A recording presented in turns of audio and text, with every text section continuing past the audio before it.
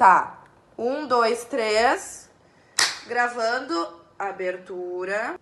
Oi, pessoal. Sejam bem-vindos ao canal Sujeito Composto. Eu sou a Coesão. Oi, gente. Eu sou o Coerência. A gente tá aqui hoje pra gravar a tag Mudou de Opinião, respondendo as perguntas de vocês, os nossos inscritos.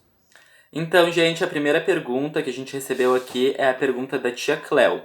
A pergunta é: Sujeito Compostos, vocês costumam ouvir podcast? Se sim, quais vocês indicam para nós, sujeitos? Amo vocês, beijos. Então, oi Cleo, beijos, tô morrendo de saudade de ti, das aulas presenciais. Então, Cleo, eu ouço podcast, sim, e tenho dois que são meus favoritos e uma terceira categoria que eu ouço muito também, que é Laurinha Lero, História no Paint e podcast de jornais, que eu ouço muito, que eles falam sobre as notícias, as atualidades, e os outros dois sobre curiosidades.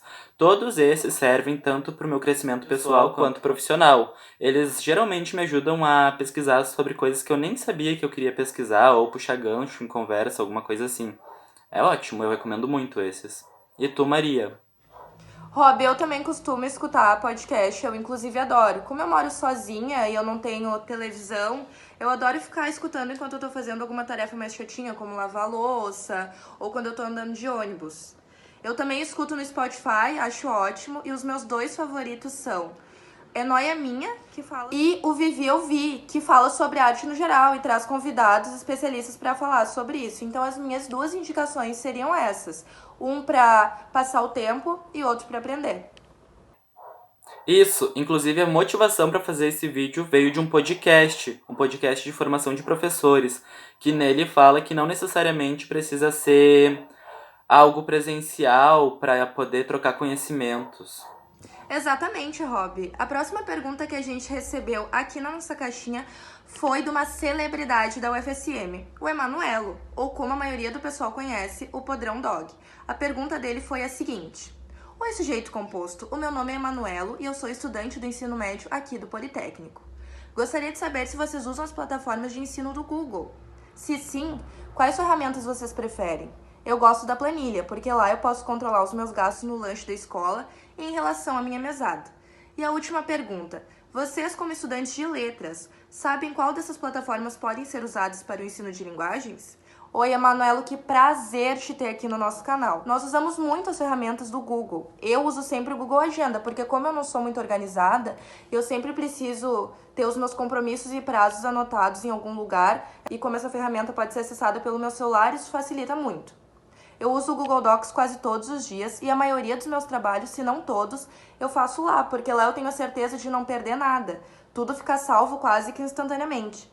Mas o meu favorito da vida é o Drive, porque lá eu consigo organizar todos os meus documentos, eu consigo criar pastas e dividir entre a minha vida pessoal e a faculdade, consigo colocar lá os meus livros, às vezes até filmes, então eu acho muito prático e cômodo para mim.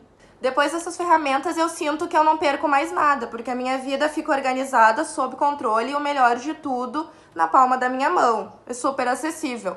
E tu, Rob, quais tu mais gosta? Eu gosto muito do Google Classroom, que é ótimo para criar o ambiente de sala de aula virtualmente, onde acontece tudo simultaneamente. Há espaço para entrega de trabalhos, discussão entre colegas e professores, compartilhamento de ideias, e vem sendo uma ferramenta muito utilizada nesse momento em que estamos ou deveríamos estar em quarentena. Além desse, também tem uma apresentação que serve para criar imagens ou diagramar as coisas que geralmente, quando são ditas em palavras, ficam confusas. Ou também os formulários, que ajudam muito na organização quando é um número grande de pessoas em uma atividade. Toda a ferramenta do Google é muito eficiente e, gente, de graça! Parece um sonho, mas é real, eu juro. Como o Emanuelo comentou, a gente é estudante de letras e a gente sempre pensa de que forma a gente pode trazer essas ferramentas para dentro da sala de aula.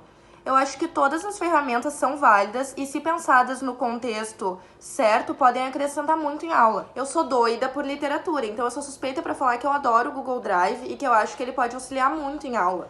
Lá é possível guardar e compartilhar vários PDFs de diferentes livros, organizar eles em pastas por gênero, pelo autor, ou seja lá pelo que o estudante quiser. Acho que é uma boa ideia ter um drive da turma, onde todo mundo disponibiliza e acha livros, quase como uma biblioteca virtual. Rob, o que tu acha? Nossa, total. O Drive é sempre uma carta na manga. E muitas vezes as pessoas não têm conhecimento da amplitude que recursos como esses têm. Eles facilitam muito a nossa vida.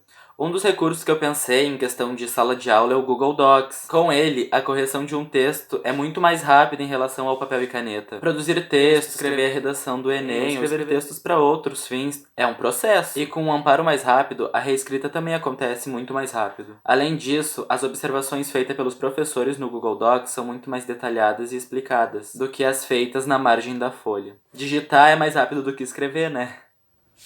Com certeza. Galera, por hoje é só. Podem mandar as perguntinhas de vocês sempre aqui nos comentários. A gente fica de olho em tudo, a gente responde tudo. O link dos podcasts que a gente falou hoje vão estar aqui embaixo na descrição. Escutem, vocês vão adorar. Um beijo. É isso, obrigado por terem assistido o vídeo, gente. Fiquem em casa nesse momento. Beijos a todos vocês. Até mais. É um Frankenstein, né?